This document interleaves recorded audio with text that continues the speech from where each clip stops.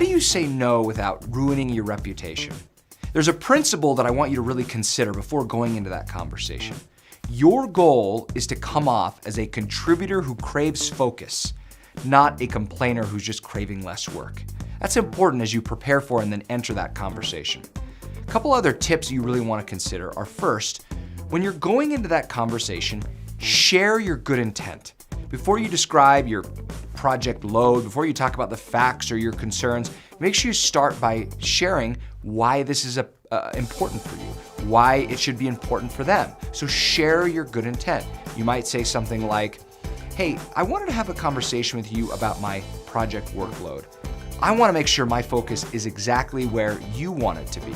And so I thought that we might discuss where I'm seeing some misalignment so that I'm spending my time in the places that you think are best. The second tip is you want to ask about the ask. Now, what I mean by that is, before you say no or try to renegotiate the ask that's coming to you, make sure you fully understand it. Too often we just assume we understand what people mean when they say, hey, can you do this? Ask clarifying questions to understand the exact action or actions they want you to do and the exact last date by which you can do it by.